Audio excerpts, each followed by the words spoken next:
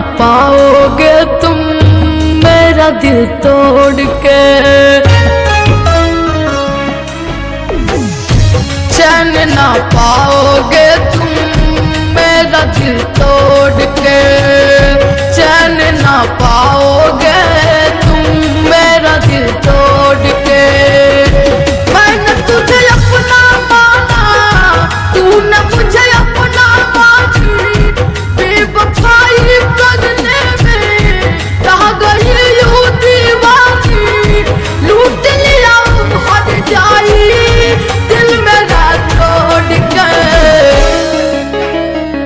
चैन ना पाओगे तुम मेरा दिल तोड़ के, चैन ना पाओगे तुम मेरा दिल तोड़ के।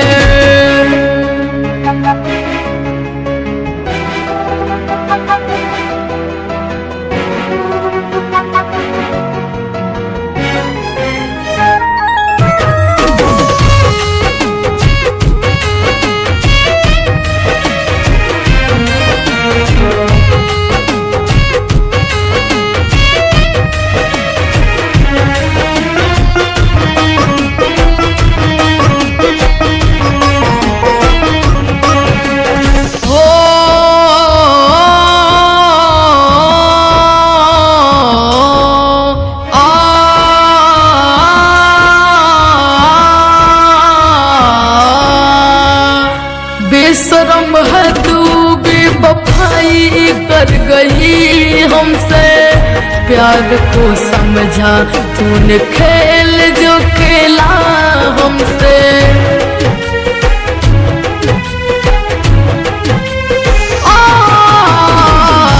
बेशरम है तू बेवफाई कर गई हमसे, प्यार को समझा तूने खेले जो खेला हमसे। जिंदगी माना तुझको फिर क्यों रुलाया मुझको, जिंदगी माना तुझको फिर क्यों रुलाया मुझको, समझने की कीमत के दिन नैन के लोद के, चैन ना पाओगे तुम मेरा दिल तोड़ के, चैन ना पाओगे तुम मेरा दिल तोड़ के।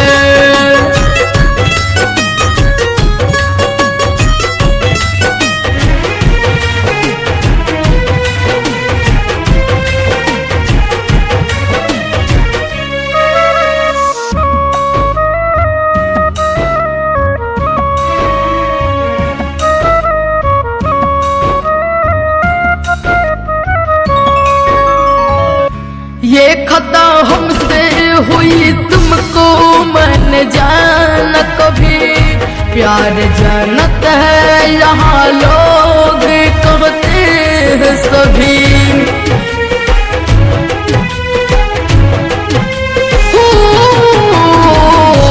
ये खता हमसे हुई तुमको मैंने जाना कभी, प्यार जन्नत है यहाँ लोग कहते हैं सभी।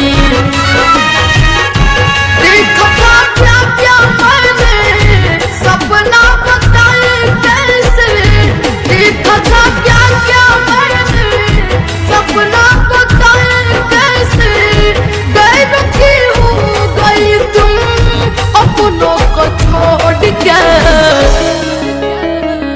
चैन ना पाओगे तुम मेरा दिल तोड़ के, चैन ना पाओगे तुम मेरा दिल तोड़ के। मैंने तुझे अपना माना, तूने मुझे अपना मानी, बेवफाई करने में रह गई यूं दीवानी, लूट लिया हद जाई दिल मेरा तोड़ के, चैन ना पाओगे तुम